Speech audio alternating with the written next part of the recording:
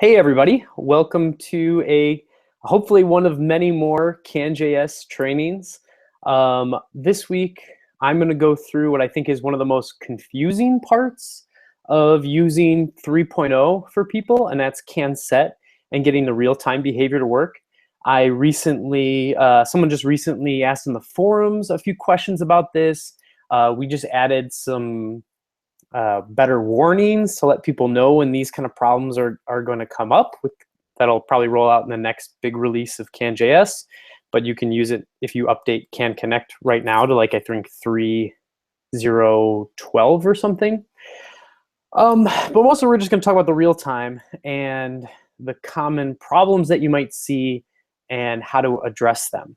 So with no further ado, let's begin. Oh, and I'm also joined by Chasen and Brad. Hey, Chasen. Hey, Brad. Hey, Justin. How's it going? Hi, Justin. Hey, Brad. I saw a vision of Brad. I hope to see more of him. So let's talk about it. Let's get into it. So I've got this modified version of To-Do MVC. It's the same To-Do MVC that you would make if you were making the To-Do MVC guide. There's only two differences. One is it's trying to request all to-dos that are sorted by name. And then I just created the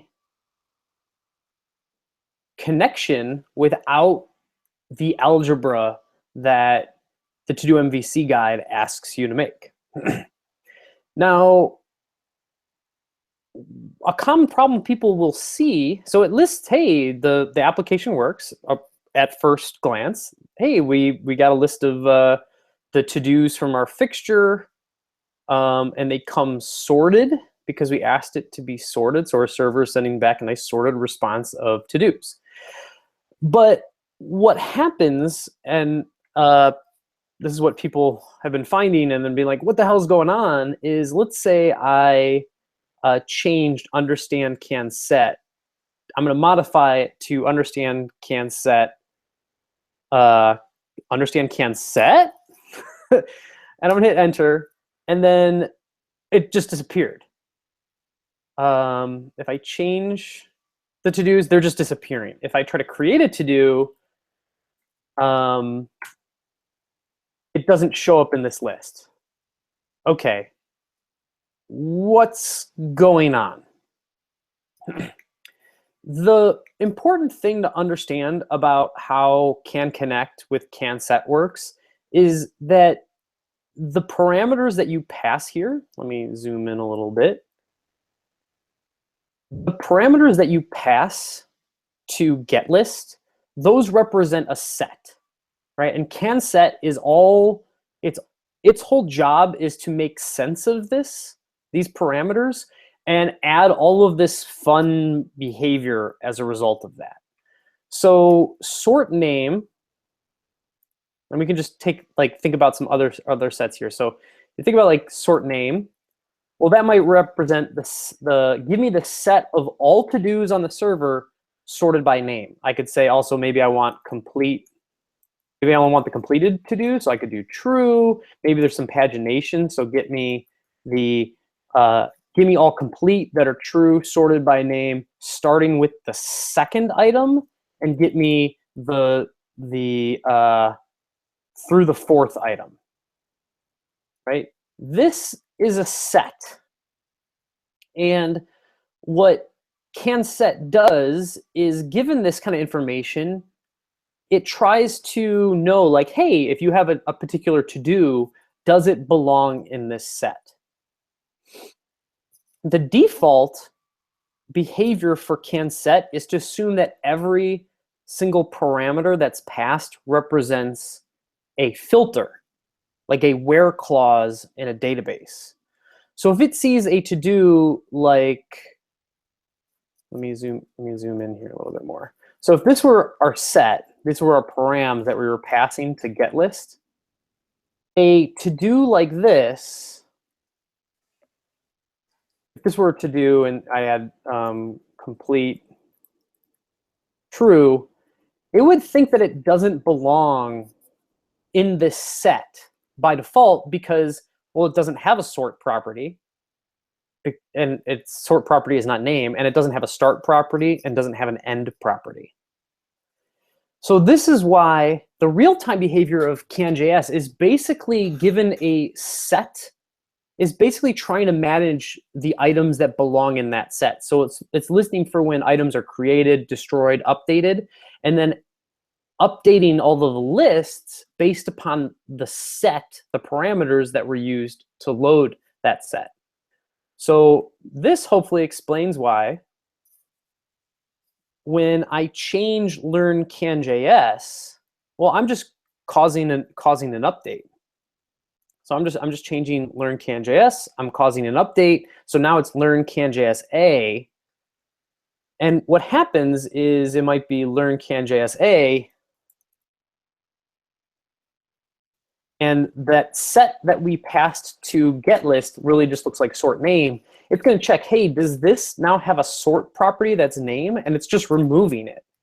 The reason why it shows up at all in the beginning is mostly, and this might actually be a mistake, we have warnings now that let you know that, hey, you've just loaded some items for a set that it doesn't look like it actually belongs to. So we're giving people warnings. I guess we don't run, when the data first loads, we just kind of assume the server knows what it's doing and is sending back the right data. But with the real-time behavior, any changes to that data after that will make sure that the data matches the set, and if it doesn't, it will be removed. So that's why data is being removed, and also why if I add new to-dos, they don't appear here. So what we need to do is make sure that our parameters, we understand what the sort parameter does, and that the sort name, this set, actually would have the data in here. If, by the way, all of the stuff that I'm going through in this training, if you want to, a summary of it can be found in CanSet's documentation under solving common issues, which I'm basically working through the same thing. So an easy way to tell if your server, if your data is going to match your parameters is testing your algebra's has method. There's a has method that takes a set, your parameters basically, and will tell you if an item belongs within that set. And this is a good way you can just kind of sanity check your algebras. So if I were to remove, I'm just going to make my to-do algebra just the default algebra now. And I'm going to make sure it's on my connection, and we'll still have everything broken. But we can test this out now and make sure that things are actually working, or in this case are actually going to be broken. So we can see, like, okay, I have my to-do algebra. I can test, hey, would this data, would this to-do data actually belong in the set of sorted to-dos? So I can do to-do algebra has, does the sort by name set, does it have this to-do? And the answer is false. So what we need to do is train our to-do algebra to say, hey, well, the sort property is actually doing sorting.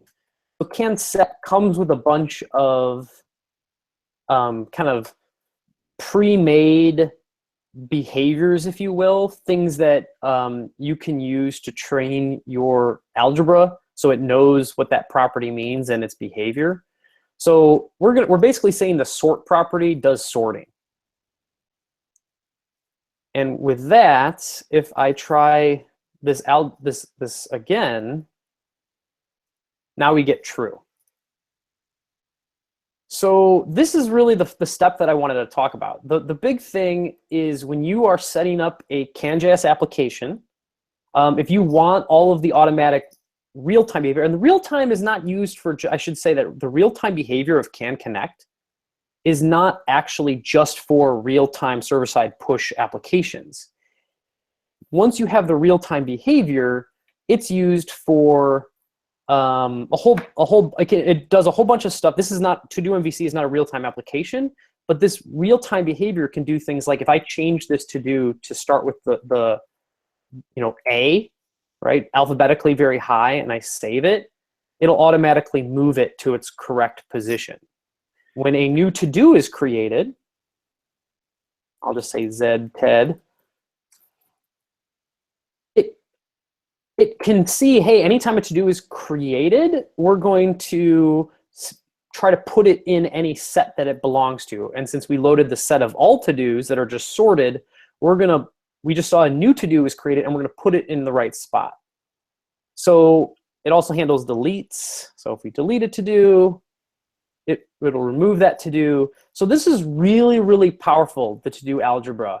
And it gives you all of this, coupled with real-time, it gives you all of this behavior for free. The important part is knowing how to configure your to-dos correctly. So the complete to-do algebra for to-do MVC is really got, we're going to configure what the unique ID property is on the to-do items, and we're going to say that the complete parameter property, so if we do a set like,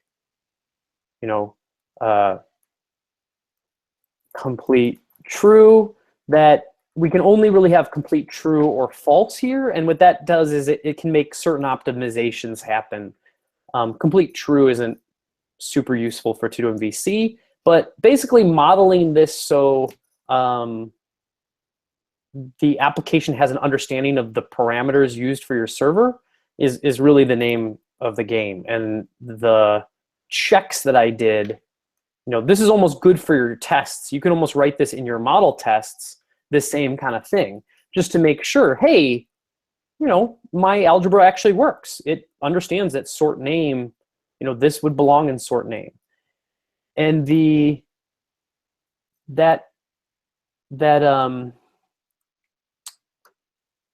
that common issues also talks about you can even test get subset, and this provides a whole other level of complexity where ranges will be if your set algebra is configured to understand ranges and sorting, you can give it a set of items. In this case, it's like showing pagination. So we're configuring a set algebra to have an offset and limit. Here we can say, hey, if we've already have loaded this data, which represents all, we did a get list to say, hey, get me everything. And this is the data that came back. If we try to get a subset of that, which is just offset 1, limit 2, it's going to sort this correctly and then also do the well, I guess there's no sorting here. So it's just going to do the pagination on this. So this is a way that you can just make sure that your algebras are correct, which I highly recommend doing while you're setting up the model layer of your application. And yeah, and then everything should just work automatically. The CanConnect's all its fancy real-time behavior, its fall-through caching, all of that stuff should just work as long as you've configured your algebra correctly. So that's it. Any questions?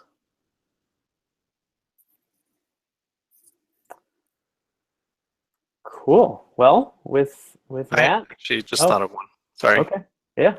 For sorting, does it have the ability to sort ascending, descending, or is it always one way?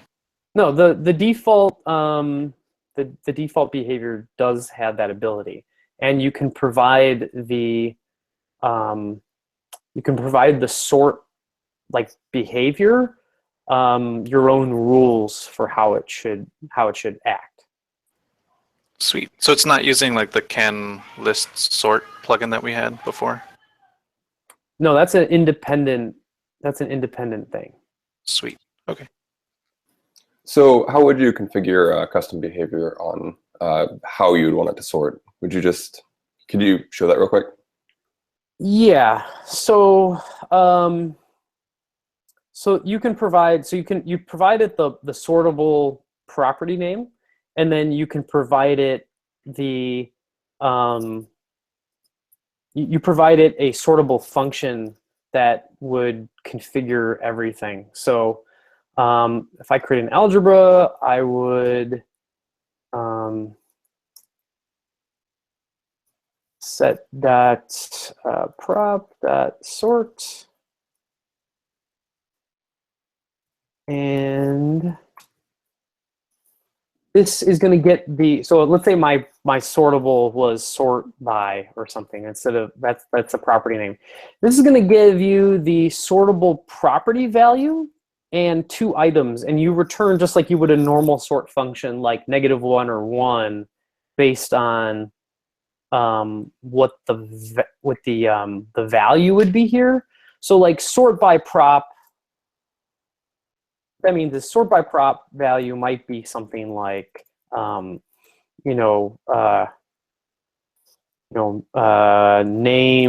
like -1 or something, I don't know, or DSC, right? This is already the default behavior happens this, but it kind of works with this anyways. But if we wanted to make it, implement the default behavior ourselves, sort prop value might be something like this. So what you would do is you'd split it. You would do your own processing.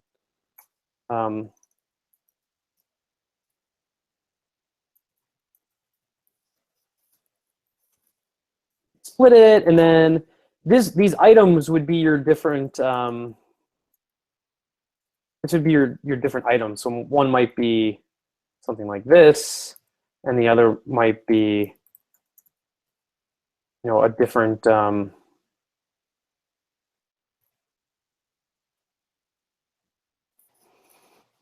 We'll just do Z here.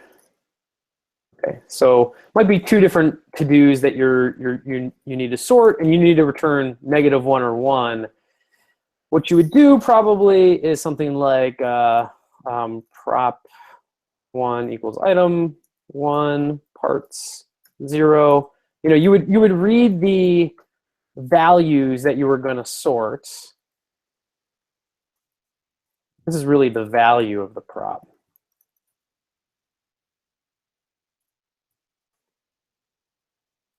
So you would read the values, and then you would do something like, well, if parts 1 is descending, then you're going to do something like return prop value 1 greater than prop value 2, and then -1 or 1. And you would, I don't actually know if it's -1 or 1, or should be 1 or -1. It always takes me like a minute to remember the, what these things mean in a normal sort. And then you would do the opposite if it was ascending. So cool. Yeah, I just wanted to see the function set up. So yeah, makes sense. Thanks. Cool. All right. Hey, Justin, we have some questions in the CanJS Gitter as well. What's the question? Oh, it might be easier for you to read it than me to read code.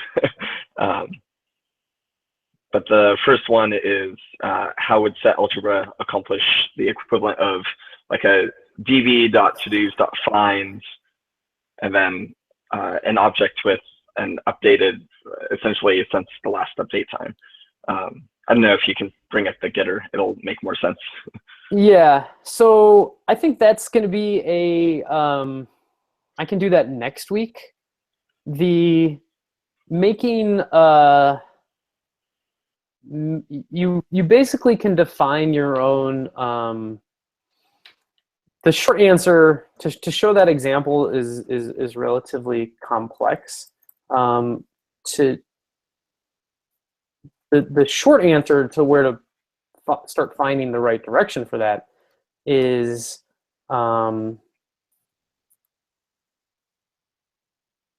that's the smaller one. Where's the bigger one here? Maybe, I know this is documented in CanSet itself.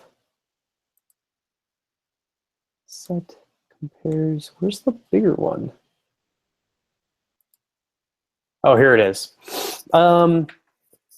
So to do a bigger one, it's actually similar to the sort, but sort is much easier to do. To do something like, it's also strange that the find starts with $GT, because it's kind of reversing what CanSet would normally do. But anyways, the high level thing, what you would do is you would have a GT property, and this would be a function that would take the GT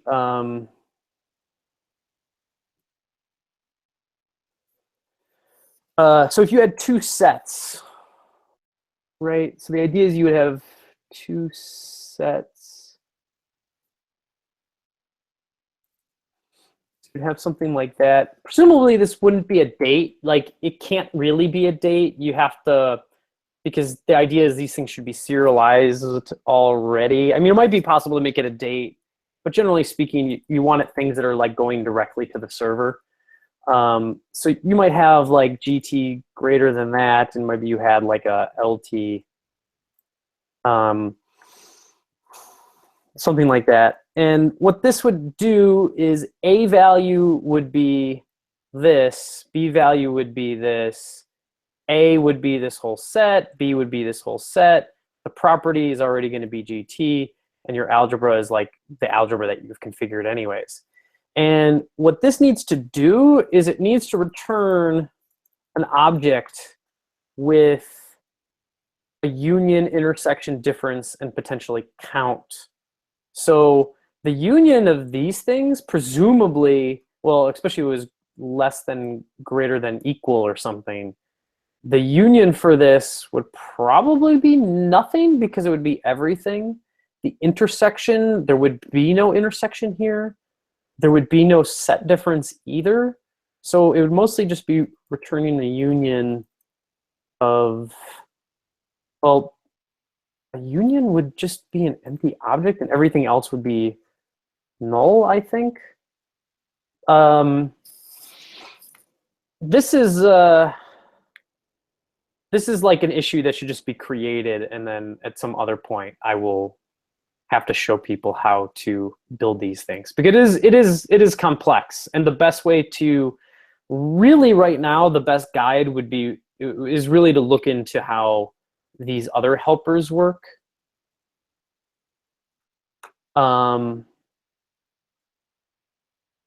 How these props helpers work, because like offset limit kind of does the same thing. Range inclusive does the same thing. Enum and Boolean are kind of very simple versions, and they essentially tell the set algebra what the result of the union should be for this property. The easy way to fix it, though, if you don't want to make it so that all of that, set awareness can really happen, a lot of times the best thing to do would just be to return true, and that's a way to make it so it just ignores this property. Yeah, and this is why we have some ideas on how to make set algebras a little bit easier to configure in the future, because they are rather tricky right now. Cool. Any other questions?